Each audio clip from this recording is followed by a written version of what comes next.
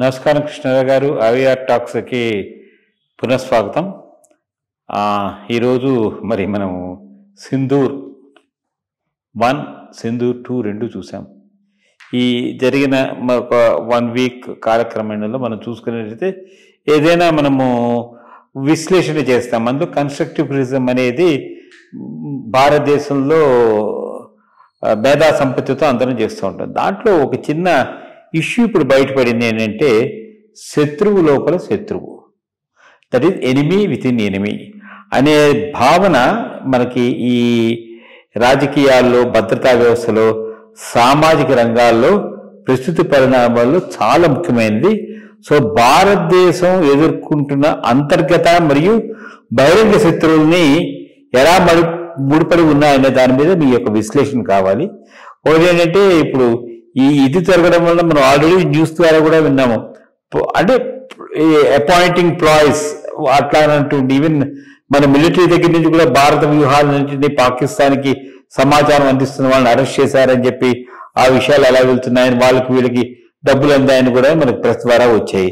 So దీంట్లో రాజకీయ పార్టీలు కూడా ఉండుంటాయి. ఎందుకంటే మీరు ఇంతకు ముందే చెప్పారు, ప్రెస్ లో హిందూ వాళ్ళు కానీ, దిలీప్ సత్యసాయి కానీ వీళ్ళందరూ ఏ విధంగా వాళ్ళు ఇది చేస్తున్నారు అనేది, అంటే సపోర్ట్ ఇవ్వడం మానేసి ఇండైరెక్ట్ గా పుల్లింగ్ డౌన్ ది ఎలక్షన్ అంటారు చూసారా, అట్లాగా వీళ్ళందరూ ఇది చేస్తుంది. ఈ అంతర్గత ద్రోహం అనేది వాళ్ళు ఆరోపణలు చేస్తూ వాళ్ళ ఏదో విధమైనటువంటి ఆనందాన్ని వాళ్ళు అనుభవిస్తూ ఉంటారన్నమాట. సో ఈ ఉగ్రవాదంలో జరిగిన దానికి మనం అంతర్గత మద్దతు ఇవ్వాలా అక్కర్లేదా అనే దాని మీద కూడా ఇలాంటి వాళ్ళు ఆలోచించుకోవాల్సి వస్తుంది. సో అంటే దీంట్లో మెయిన్గా ఏంటంటే ఈ ఎనిమీ విత్ ఇన్ ఎనిమీలో మీడియా పాత్ర కూడా చాలా ఎక్కువ ఉంటుంది. సో ఎందుకంటే వాళ్ళు చాలా ఇది చేస్తూ ఉంటారు. ఇంకొకటి ఏంటంటే ఈ ఎనిమీ విత్ ఇన్ ఎనిమీ అనేది ఈ క్యాడర్లో, మిలిటరీలో ఇక్కడ ఉంటున్నప్పుడు ఈ భద్రతా సంస్థల్లో అంతర్గత విభేదాల వలన కూడాను కొన్ని విషయాలు బహిర్గతం పడడానికి అవకాశం ఉంది. దీనివల్ల ఏమవుతుందనంటే మనం ఈ ఆర్థిక వ్యాపారాల మీద కూడా ప్రభావం అవడానికి చాలా అవకాశం ఉంటుంది. తర్వాత న్యాయ వ్యవస్థ మీద కూడా కొంచెం ఒత్తిడి వచ్చే అవకాశం ఉంటుంది. సో ఈ భారతదేశము ఈ ఎనిమీ విత్ ఇన్ ఎనిమీ దాని మీద భవిష్యత్తులో దీని ప్రభావం ఏ విధంగా ఉంటుంది అనే దాని మీద మీరు కొంచెం, అంటే శత్రువులోపల శత్రువు అని చెప్పాను చూసారా, దీని మీద మీ యొక్క విశ్లేషణ కావాలి. Enemy with in the country, దేశంలోనే శత్రువులు, బయట శత్రువుల కన్నా వీళ్ళని ఎదుర్కోవడం చాలా చాలా అవసరం, చాలా చాలా డేంజరస్ కూడా వీళ్ళు. అంటే కొన్ని ఈ గూఢచార వ్యవస్థలు, ఇన్ఫర్మేషను చేరవేయటం ఇది కామన్, అన్ని కంట్రీస్లోనూ ఉంటుంది. హానీ ట్రాపింగ్ ఇది జరుగుతూ ఉంటుంది. దానికి కౌంటర్ ఇంటెలిజెన్సు వాళ్ళను చేయటం. దీనికి మించినటువంటి పెద్ద ప్రమాదం ఏంటి అంటే ఇది ఒక పద్ధతిగా అబద్ధాలను, ఫాల్స్హుడ్ను ప్రచారం చేస్తూ దేశం యొక్క ప్రయోజనాలను దెబ్బతీయటం. అది పెద్ద ఇంటర్నల్ శత్రువుల యొక్క పాయింట్. ఇందువల్ల పైశాచిక చర్య ఏదైనా కారణాలు కావచ్చు. ఇప్పుడు నిర్మాణాత్మకమైన విమర్శను ఎవడు కాదంటలేదు.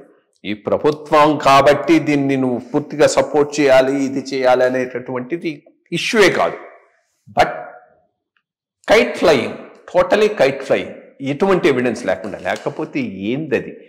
ఎంత ఆనరబుల్ పోస్టో ఆ సత్యపాల్ మాలిక్ అనేవాడు, ఎంత నమ్మి అతన్ని గవర్నర్ ఆఫ్ జమ్మూ అండ్ కాశ్మీర్గా ప్రభుత్వం పెట్టింది, వాడే బయటకు వచ్చి పుల్వామా ఫాల్స్ ఫ్లాగ్ ఆపరేషన్ అంటే అన్నాడు. దానికి ఎవిడెన్స్ ఇచ్చి ప్రూవ్ చేస్తే ప్రభుత్వమే పడిపోతుంది. విచ్ ఇస్ ట్రూ, ప్రభుత్వం విల్ ఫాల్. అది ఏమీ లేకుండా అటువంటి స్టేట్మెంట్ వాడు ఇచ్చాడు అంటే ఎట్లా దానిని వైరల్ చేస్తున్నారు Pakistani establishment, international anti Indian establishment. I think అటువంటి వాళ్ళ మీద చర్య తీసుకోవడానికి ఒక యాక్ట్ అయితే తీసుకొని రావాల్సిన అవసరం ఉంటుంది. ఆపరేషన్ థిక్నెస్ ఆఫ్ ఆపరేషన్లో ఉన్నప్పుడు వాళ్ళు కాన్సన్ట్రేటెడ్గా యుద్ధం జరుగుతూ ఉన్నది. వీడిక్కడికి వచ్చి ఇంకేమి పని లేనట్టు వైరువాడు హిందూవాడు 4 ప్లేన్లు పడిపోయినాయి.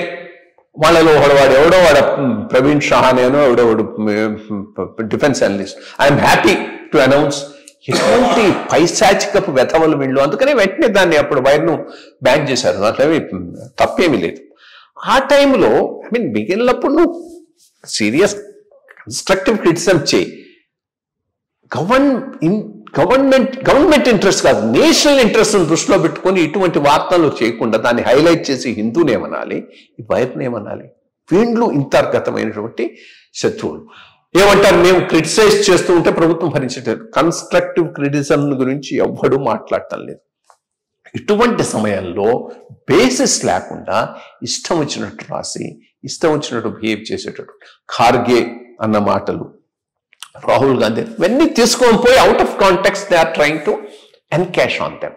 అటువంటప్పుడు కొంత సంయమనం పాటిస్తూ రెస్పాన్సిబుల్గా మాట్లాడాల్సిన అవసరం రాజకీయ నాయకులకు ఉంది, ప్రెస్కు ఉంది. అది మర్చిపోకూడదు. Criticism is good, sensationalisation without a base is anti national. ఈ సటిల్ డిస్టింక్షన్ మర్చిపోకపోతే మాత్రం దేశానికి వాళ్ళు చేసే ద్రోహం ఇంత అంత కాదు. ఏదైనా మనం ఇలాంటి విషయాల్ని ఊకమ్మడిగా అందరం ఖండించి అందరూ పాజిటివ్ స్టాన్స్ ఆఫ్ మైండ్లో ఉండేటట్టు చూడాల్సిన అవసరం అగత్యం అంతేనా ఉంది. మంచి మాటలు చెప్పారండి. నమస్కారం.